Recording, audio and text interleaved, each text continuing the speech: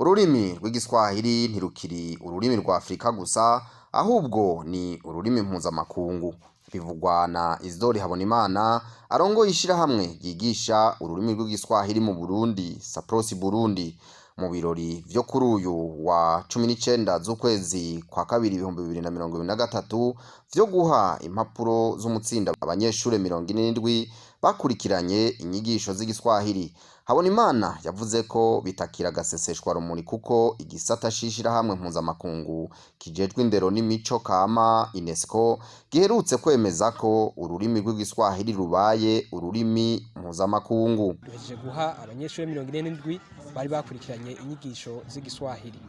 N'urubanza rubaye inyuma mbere yaho turi mu kanyamuneza ntangere kuko twari duherutse guhimbaza umunsi mukuru w'igiswahili ku isi, kuko murazi yuko ishirahamwe igisata c'ishirahamwe mpuzamakungu UNESCO cemeje ko igiswahili kibaye ururimi mpuzamakungu.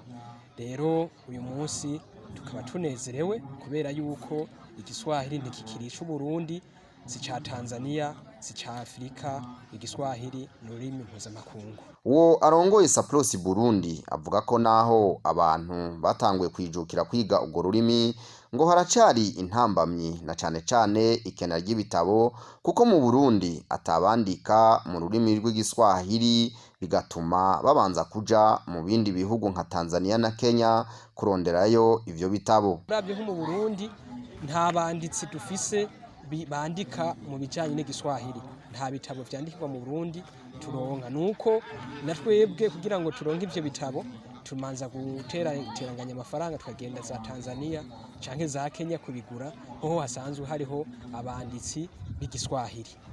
Iyindi ntambamyi rero turonka nuko usanga rimwe na rimwe twebwe nk'amashirahamwe yigisha iki giswahili no kwitanga bisanzwe, uko urazi yuko kwigisha navyo bisaba inguvu, bisaba ivyo bitabo kubigura, bigasaba ibikoresho bitandukanye, ingwa, kwiyunguruza, eka n'ibindi canke mbere bigasaba yuko tugenda tutembera tukaja mu bindi bihugu kuraba ingene igiswahili kivugwa, ingene nabo bacigisha.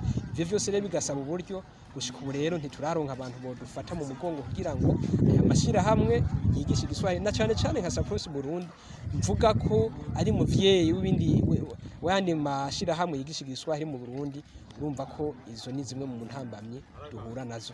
Bamwe mu baronkejwe izo nyigisho barashima kuko gushika ubu bakivuga neza kandi bizeye ko kizobagirira akamaro muri kubu na kazoza. Inyigisho za Saprosi ni inyigisho zikomeye cyane kandi z'akamaro, kuko baza yose y'igiswahili iri muri Saprosi, ndetse umuntu yagiye Saprosi abazi kuvuga neza mu giswahili, kuburyo bamuhaye n'amajambo ashobora kuyashikiriza mu giswahili akidondora akavuga iyaba, ndetse n'ibiganiro ku buryo ashobora no kubiremesha mu giswahili mu gihe azikwikanye neza adasiba.